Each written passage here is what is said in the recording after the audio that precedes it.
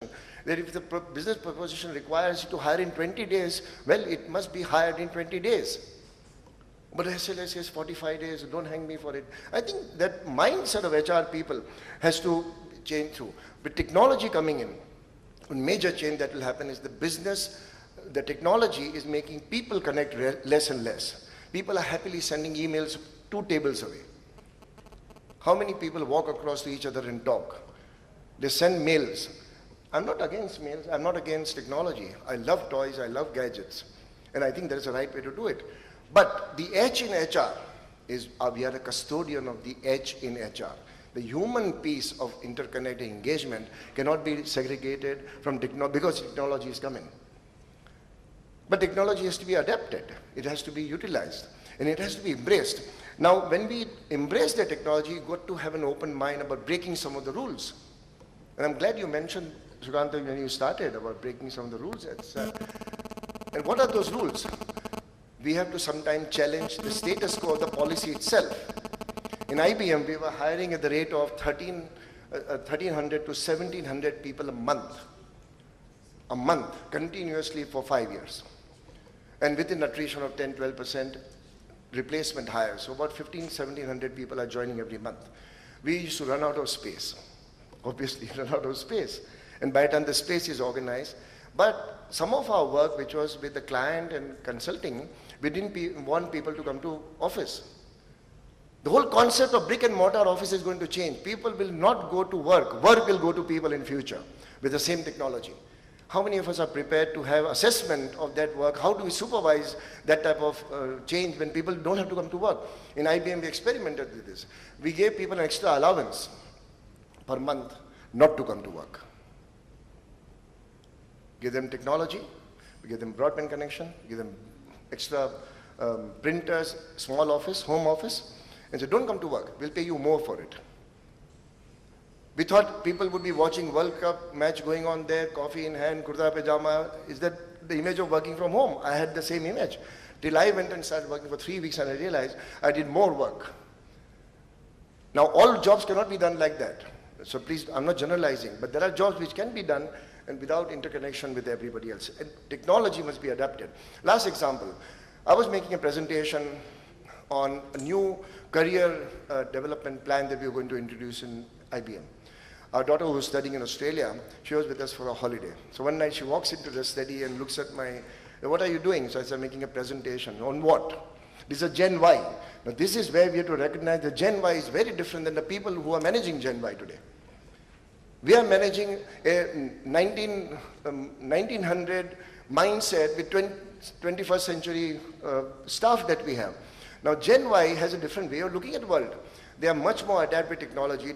2,272 messages are sent in US every day. That's what your video says. Technology is their fun. They cannot live without Facebook.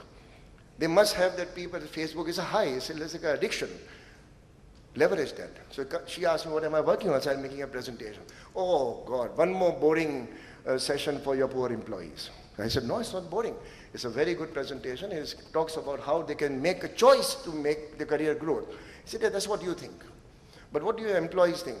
Because you are HR director, etc., it will be a captive audience. You will bore them to death. Of course, a daughter of talking like that is one thing, but as a Gen Y talking. So I said, if you are so smart, tell me, how would you do it? She says, look, when I go to class and the professor doesn't engage me, out comes BBM, and we all exchange BBM. So how would you do it? And her answer was that the choice is the word. I'm interested in wildlife. So she has uploaded a lot of wildlife podcasts on my machine. And she said, what do you do with podcasts? You go through looking at things that interest you. You rewind if it interests you that much. You skip. You stop and nothing interests you. The word is choice. And when you speak and make presentation, it's a captive audience because you must be locking the doors and not allowing people to go because the HR director is making important presentation on career development. Anyway, enjoy yourself. If you want one more coffee, I'll tell mom to send it up. Now, I couldn't work after that because this was an opening comments from a Gen Y person saying this is not going to work. So I closed my presentation. Next day I went to my communication people. How do you record a podcast? And she's very simple. You just speak into a digital mic, convert that file into a W4. Yogesh, is that right? W4 or something? W3 or something, whatever technology. And you have an URL. You send the URL by mail and people click on it and you play through your speaker. So I went to my general manager. I said, Rajesh, why don't we do this, an experiment? So we went on an impromptu 20-minute talk show interview on that particular subject, career development and choice of career development. Recorded live, 20 minutes sharp. And we put it down. Now we were in a hurry. I was leaving for US that evening. So she asked me, would you like to hear it? I said, no, it's okay. But at one point, she had asked me a question that if you have such a wide scheme, such a beautiful thing that you are planning and it's such a state of art and you seem to be excited about it, how come we still have attrition? And I, like an HR editor, I fumbled. I said, yeah, but I can't answer. Oh, wow, wow. I fumbled, and that was recorded. In the evening, she asked me, would you like to hear? I was in a hurry, so I said, no, go on live. We put it on the website. I was very surprised. That time we had about 35,000 employees. In the first 10 days, it hit 17,000 plus hits. I'm wondering, so how come suddenly so many people are looking at it? And on the 3-4 days later, it had crossed 40,000 mark. So we were wondering that something is wrong with the way the meter is counted. What was happening? People were actually, and in IBM we have a system that if it hits certain marks, it goes to the global website, and then everybody can access. At the end of the whole month or plus, it had hit 70,000 plus. And we received mails from Philippines, Brazil, etc. that what is this scheme, can you send us some details? And some of the mails were that what we liked about this was that the HR director fumbling and got on his wrong foot very smartly by the interviewer. And why it was appreciated or noticed? Because it gave an authenticity to the conversation, not a marketing gimmick to say everything is nice, buy this and everything will be okay.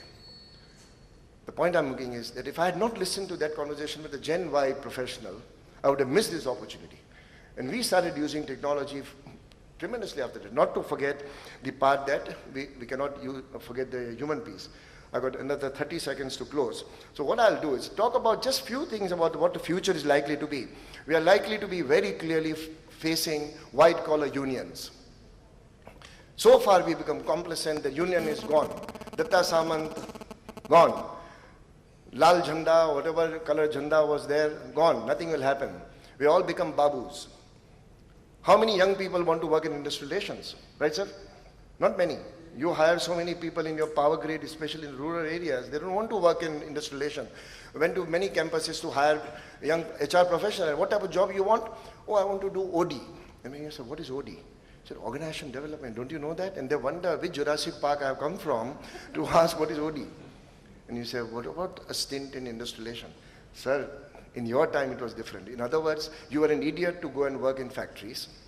I'm not. An MBA doesn't do that type of thing. We got to wake up that generation. We got to wake up ourselves that industrial relation is not going to happen with morchas and lal jandas and today technology. People will fall, I've coined a word called digital opinion forum. They will form digital opinion forums.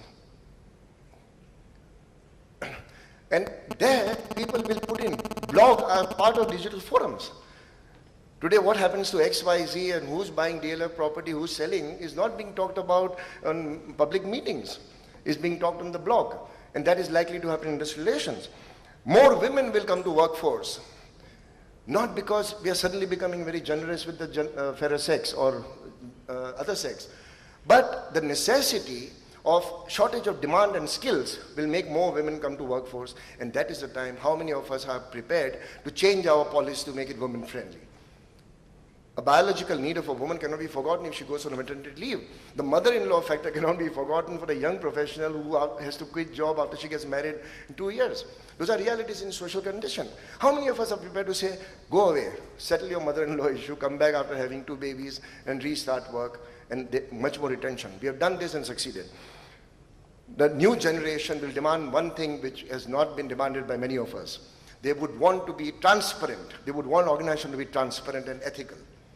Many people are not joining many organizations. They are paying heavily premium on jobs, But many people are shying away, especially youngsters. If the organization is not clean, not transparent, it will not be attractive. I think very appropriate topic DMA and IBA have chosen, that it is not only HR practices, it's how you do your business will also matter a lot. Thank you for your time and attention, and thank you Sukanta and team and IBA and team too for inviting me. Thank you.